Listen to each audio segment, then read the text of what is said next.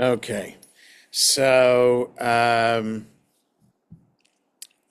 thing here, speaker. Okay, um, great. So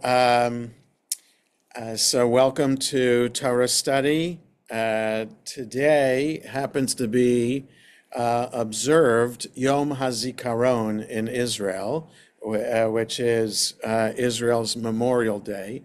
They always do Memorial Day on the day before Yom HaAtzmaut, Israel's Independence Day, and the calendar gets adjusted. Israel Independence Day is always the 5th of ER, but the 5th of ER falls on Shabbat this year.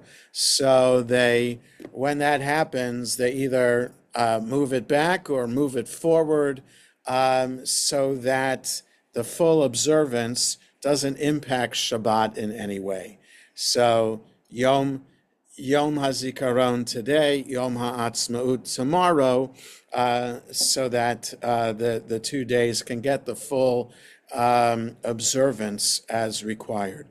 Turns out that there's a highway, the main highway that connects Tel Aviv to Jerusalem, Route 1, close to Jerusalem, is closed today because of forest fires that are happening. And I think they even canceled tonight's Yom HaAtzmaut main program that's happening in Jerusalem because of these fires.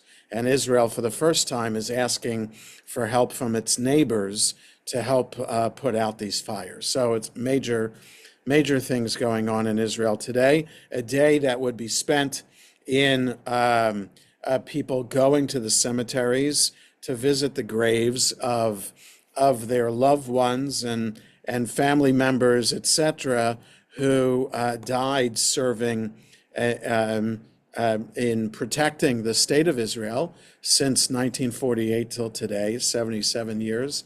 So it's a very, very powerful emotional day. So I just want to state that and understand that we're meeting for Torah study on Yom HaZikaron. So the portion this week is a double portion, Tazria-Metzora. And let me say the bracha for Torah study. Baruch atah Adonai Eloheinu melech haolam, asher kidshanu b'mitzvotav v'tzivanu la'asok b'divrei Torah. So we start with chapter 12 of the book of Leviticus on page 649 in the Lev Shalem. And what I wanted to first comment about double portions, which I think I've spoken about before. The Torah is divided into more weekly portions than there are weeks of the year. And so, especially when it's a lunar year, which the Jewish calendar is basically a lunar calendar, but a lunar calendar would be 354 days as opposed to 365 days. So if the Jewish calendar were totally lunar, then our holidays would be like in the Muslim calendar, shifting slowly from one season to another. And so that can't be, as we know, because Passover is the springtime holiday and always has to fall in the springtime. So we have a way, the rabbis developed a way to accommodate the calendar to fit the seasons by inserting another month into the calendar, and also doing 2-day Rosh Chodesh sometimes instead of 1 day. So in a year that doesn't have an extra month added to the Jewish calendar, then it's more likely that we're going to have double portions.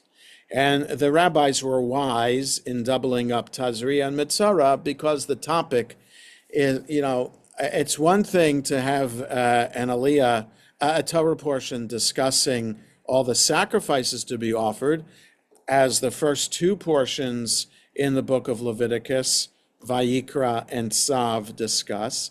It's another to talk about these kind of unusual things that happen to our body and how they make us impure, and what is the process of purification from these things. So, okay, to talk about childbirth as our portion begins, but then talking about other fluids that flow from our body and the impact that that has on our purity.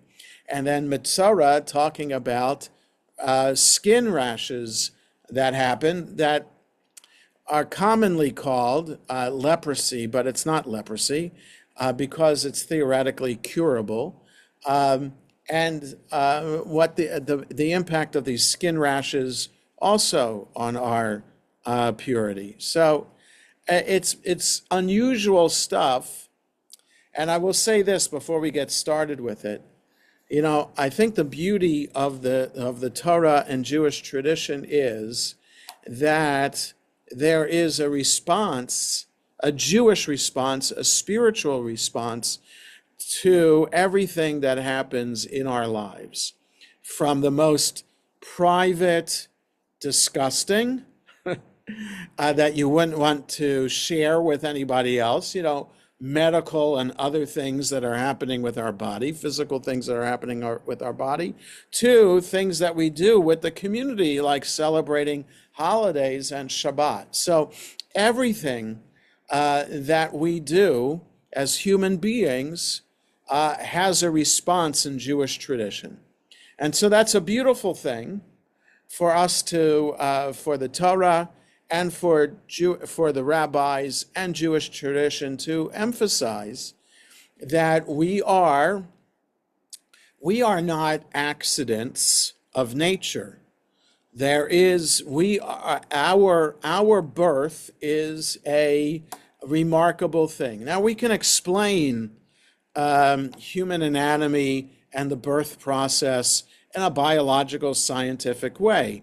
And certainly the birth of a child is an intentional act when infertility is not an issue.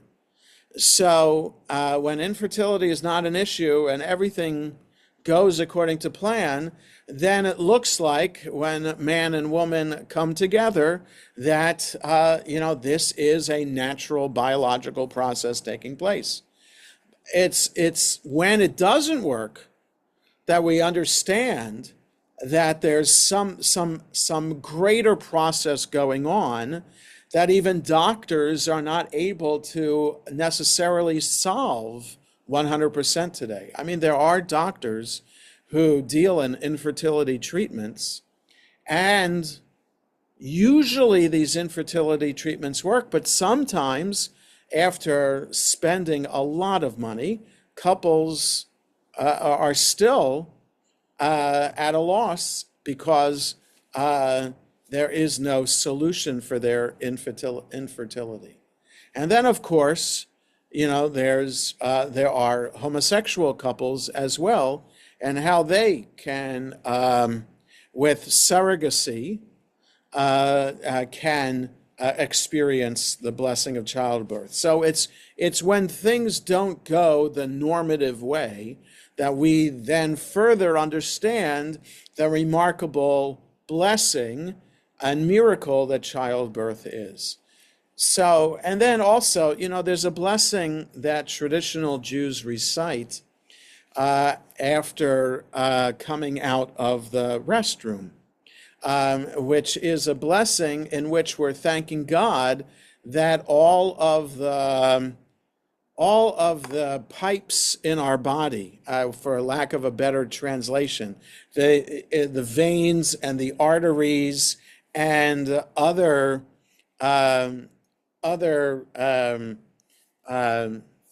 transportation devices for fluids in our bodies, that they work.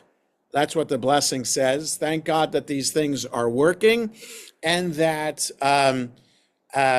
orifices that should be closed can be closed, and that works too. So it's a remarkable blessing, helping us understand that that even though we are animals and we do things in a similar fashion to mammals, to other mammals, we understand that just how remarkable it is that our human body has evolved to this point so that we can function and function in a way that doesn't impact our lives in any way.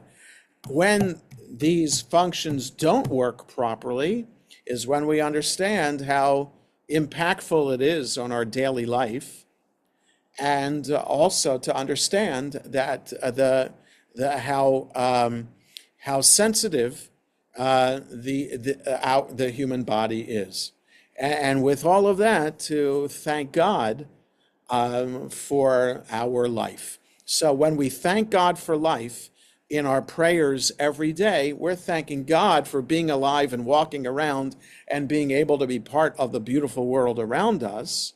But we're also thanking God for the very menial things that we do every day to enable our bodies to continue to function.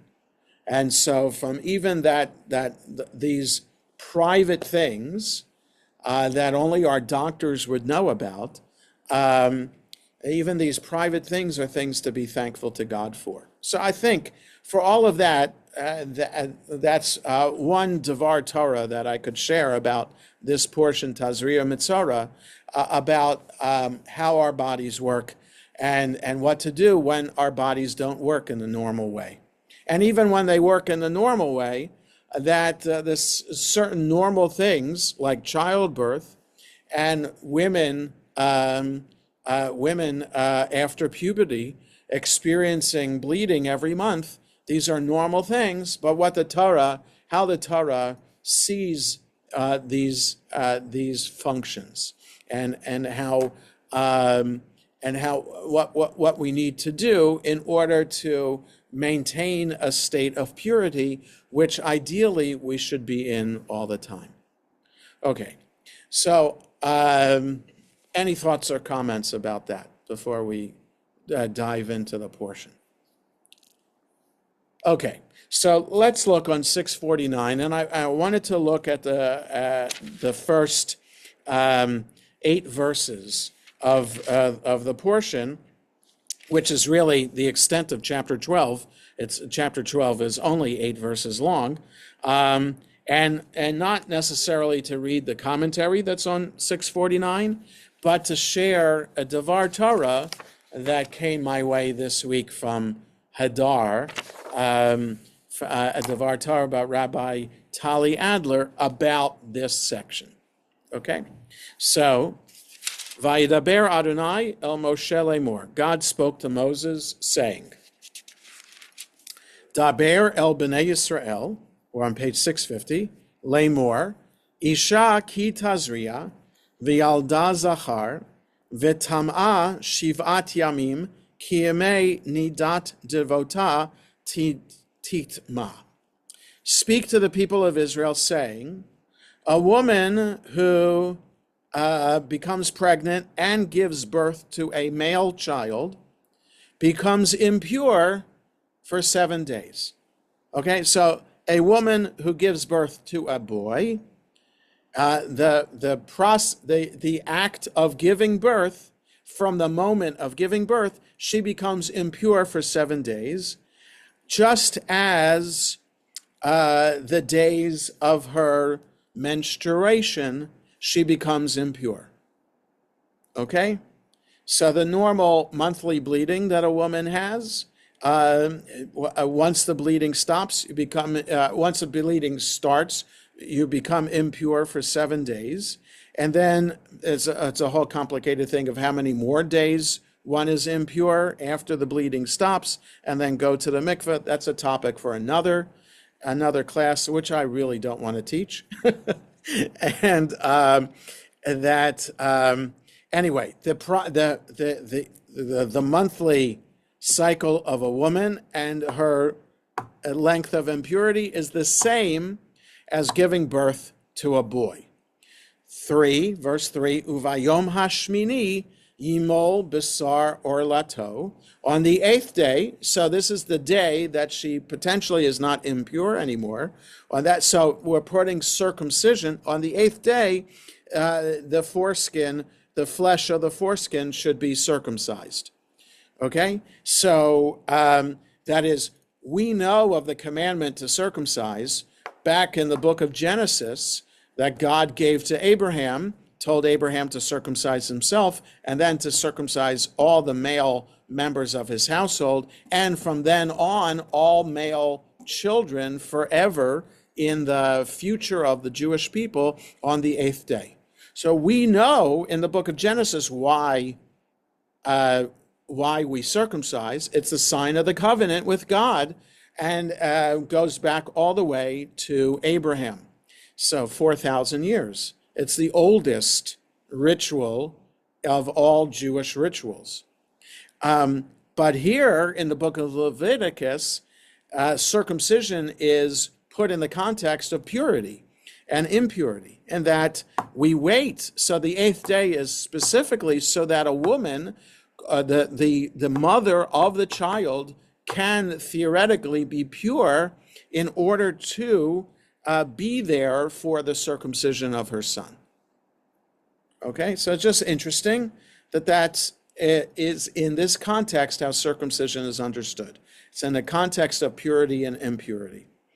4, Ushloshim yom, Ushloshet yamim, Teshev bidmei tahara, B'chol kodesh lo tiga, Ve'el hamikdash lo tavo, ad melot yemei tahara.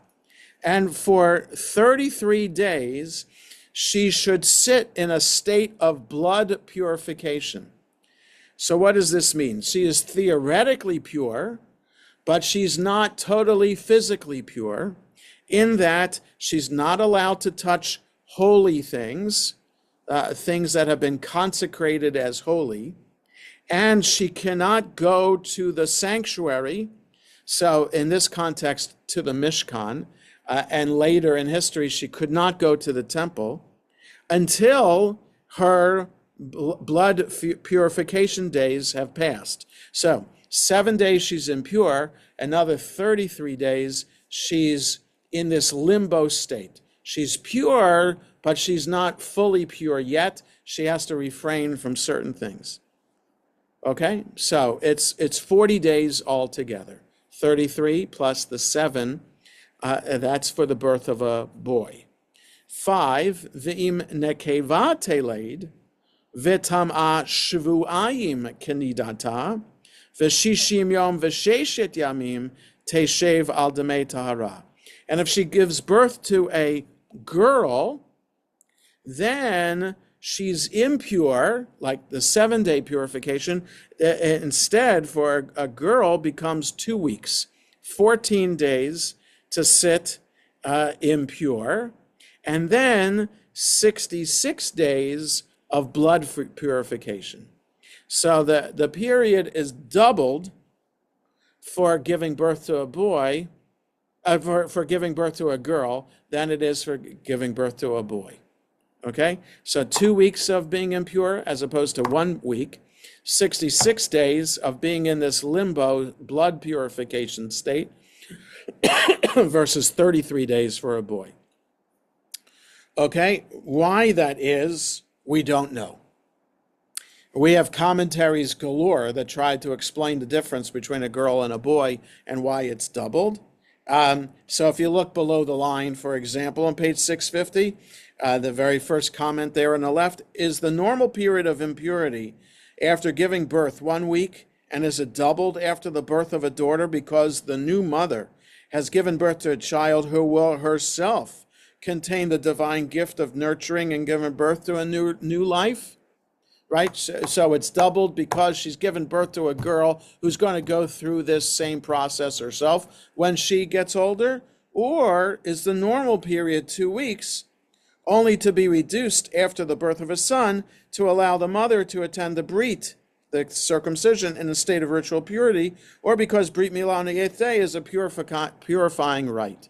So in other words, is the normal period the one for a girl, but if you give birth to a boy, we reduce it so that the mother can participate with the family at the circumcision of their child. So that's an egalitarian modern way to look at it, right? The ancient way to look at it would be seen as a punishment for giving birth to a girl. The ideal is to give birth to a boy. Boys, men are the center of society. Boys, men get preference over things. Girls are second-class citizens. And so this is not surprising then in a patriarchal society that this kind of extra impurity would apply to a girl. It's from the very beginning, from the moment a girl is born, then the family experiences, and especially the mother experiences, the pain of having a girl and the girl's place within society. That's a more logical way to look at it, just because of the place of woman in biblical society, Israelite society, and also in contemporary society, what the place of a woman was in other societies at the time of the Bible. Okay, so a little bit more, and then I'll share what Rabbi Adler has to share about this. So on 651, verse 6, Uvimlot yemei tahara levein olevat Tavi keves ben shnato leola, uven yona otur lechatat, el petach ohel moed el hakohen. When she has fulfilled the days of her purity, that is the 33 days for a boy or the 66 days for a girl, for a boy or for a son or a daughter, she should bring a year-old sheep for a burnt offering, and a dove or a pigeon, a pigeon or a turtle dove for a sin offering at the entrance to the tent of meeting to the Kohen. Now, I remember one time visiting in Jerusalem in the Old City, where the egalitarian kotel is. So this is the more archaeological preserved site that's along the Western Wall. There, if you've been to that section of the egalitarian kotel, or you can walk down below and you can actually see arches, like pillars with an arch over the top, a series of them along the walkway, the ancient walkway that is preserved from the time of the Romans when the Second Temple was destroyed by the Romans. So the actual path along the retaining wall that is the kotel today, that path is still there with 2,000-year-old stone walkway. And along the side, so you have the kotel on your right side, and on your left side, you see these like openings, these archways. And apparently, in these archways were people selling at the last minute. It's like last chance to get gas before getting on the highway. Last chance to get your turtle doves before entering the temple to bring as an offering. So it's just really remarkable to see. And what's the most common, the most affordable sacrifice to bring, because even though it says here to bring a lamb as an offering, not everybody could afford to bring a lamb. There's almost always a substitute available, except for Passover. For Passover, you have to bring a lamb. There is no substitute for that, a lamb or a goat. Either way, there's no substitute for the lamb or the goat, and that's why families would chip in together and bring it together for but other sacrifices, you have other options to bring. So instead of bringing a lamb, you could bring another bird. So you'd bring two birds. One bird would be the burnt offering, and one bird would be the sin offering. Okay? And so in these archways would be the people who would be selling these birds to the women who then need to bring their sacrifice, their purification sacrifice after childbirth, to the temple. Okay, so we're going to get in a moment as to why a sin offering. Like, what do they do wrong in giving birth to a child, right? A sin offering implies you transgressed in some way. What's the transgression that's involved in giving birth? All right, so we'll look at the commentary below in a moment. After I just want to finish the last two sentences. V'hikrivo lifnei Adonai, v'chiper aleha, v'tahara mimakor dameha, zot torat hayoledet, lazachar o lenekeva. And it will be offered, the Kohen will offer it before God, and will atone for her, and will purify her from the source of her blood. This is the law of the woman who gives birth for a boy, or gives birth to a boy or a girl.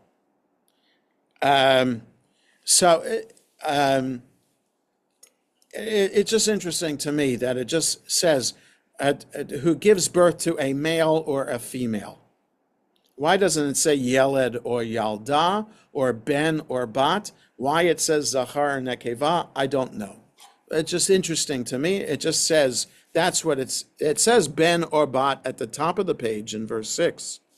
But it says Zachar or Nekeva, and also in the description in 650, if it's a Zachar, 7 days of impurity and 33 days of blood purification. If it's a Nekeva, 14 days of impurity, 66 days of blood purification. Then it says son or daughter. Then it says again, Zachar or Nekeva. So I don't know. Just interesting, because I like to point out from the Hebrew, just the usage here.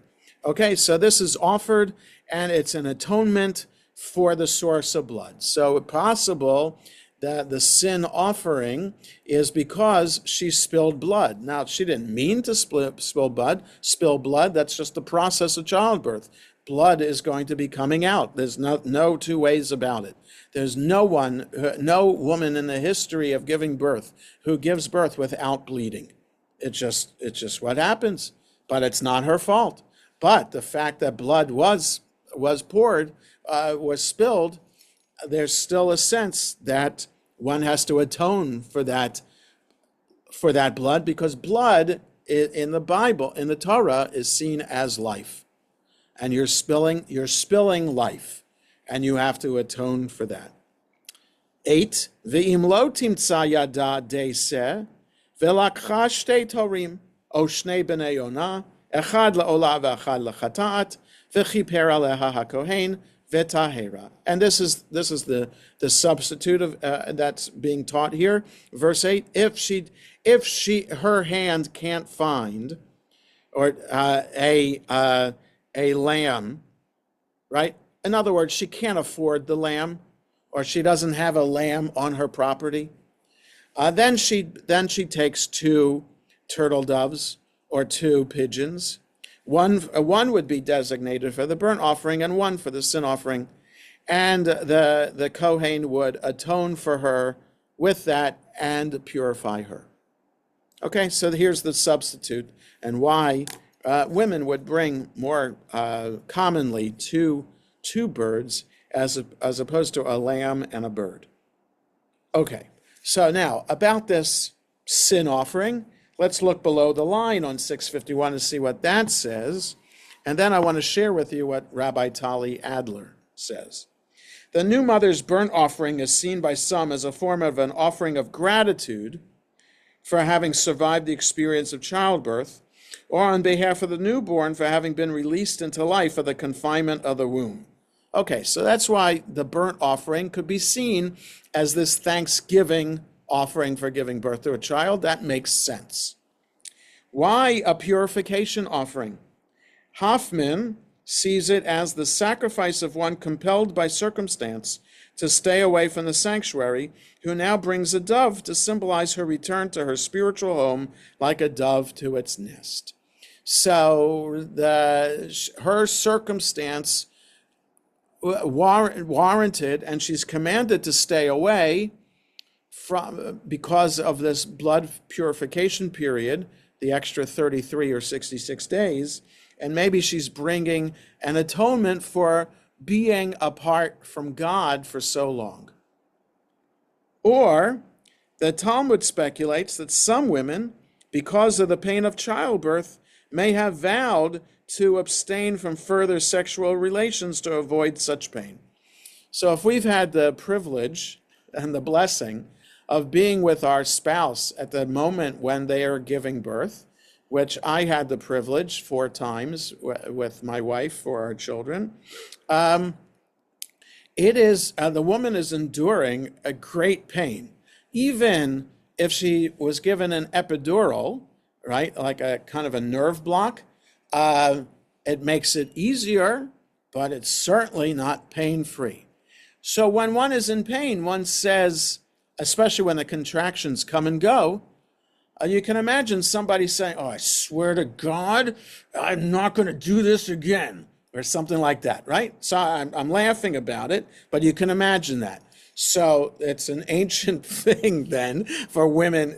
Before the creation of epidurals, people there was no way. Well, I think there were some kind of narcotics, ancient narcotics, but I'm not sure midwives would have women drink because it could impact the how fast the childbirth would go. But anyway, women were in pain in giving birth, and they could recite a vow in the process of giving birth. And so the offering, the last lines here, the offering is part of the process that releases her from that rash vow.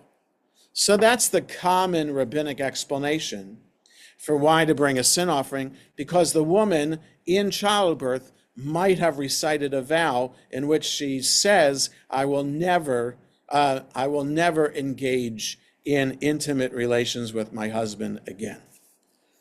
Okay, so Tali Adler suggests something else. It's a quick read, but I think it's a modern take by a woman about an event that happens commonly in a woman's life. So what would be another creative way of seeing what possibly could be a reason to bring a sin offering? So she says this, and you could sign up to get the weekly emails from Hadar, and they're readily available on the Hadar website. She says this: each of us was brought into this world by someone who allowed their body to become home to a stranger. This is what mothers do before we meet our children. Watch, sometimes in wonder and sometimes in grief, as the bodies which were once ours alone grow, bend, ache, and change in ways that make us unrecognizable to ourselves. We feel our ribs widen, our bodies force themselves apart to create room for new life. We bind ourselves to a person whose face we have never seen. We all know this, but most of the time we ignore its magnitude. It makes sense. To live with that sort of debt is impossible, and any gratitude we might offer seems insignificant in the face of the gift. But once a woman has experienced pregnancy, she can no longer ignore that basic fact. For the first time, she understands deep in her body what it means to have been born. And maybe it is that newer awareness of what her own mother did to bring her into this world that underlies the Torah's regimen for a new mother. So in other words, what she's saying is the process of pregnancy and childbirth has the woman finally understand what her own mother went through. Okay, and might not have appreciated it before, but once a woman becomes pregnant and gives birth, she fully understands what her own mother had to do. And so she quotes verses 6 and 7, which we just read. Many commentaries who assume that the chata'at, the sin offering, always relates to a sin, puzzle over the command for the new mother to bring it as one of her offerings. What sin does a woman commit in childbirth?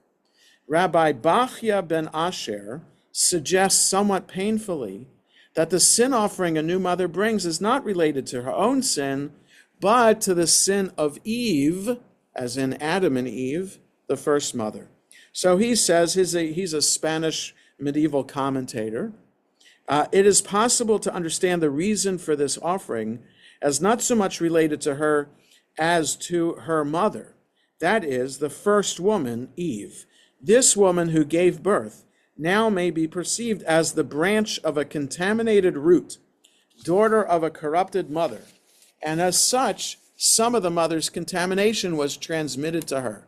Hence, the Torah requires that she atones for this by bringing a sin offering after giving birth. In other words, Eve's sin in the Garden of Eden was to be tempted by the snake to eat of the fruit of the tree that Adam and Eve were not supposed to touch. So Eve is condemned by God, punished by God, to say that future girls until the end of time will be punished for that sin by having pain in childbirth. So the pain in childbirth is a reminder of Eve, and also a reminder, Rabbi Bachya says, of her sin. And so here, giving birth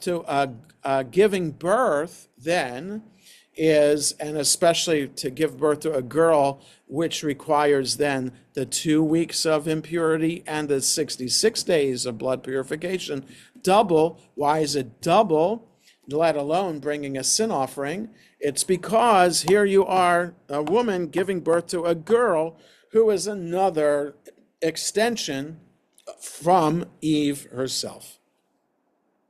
Okay? So, by reorienting our understanding of the mother, bringing the offering as a woman in a long chain of daughters and mothers stemming all the way back to Eve, we might understand the sin not as one committed by an ancestral mother, but one committed against that mother and every subsequent mother in the chain. The willed ignorance of what our mothers endure in order to bring us into the world, ignorance that the woman bringing the offering who has just endured pregnancy and birth herself can no longer sustain. Like Rabbeinu Bachya highlights, every woman in the long chain of mothers and daughters who brings a child into the world does so through pain.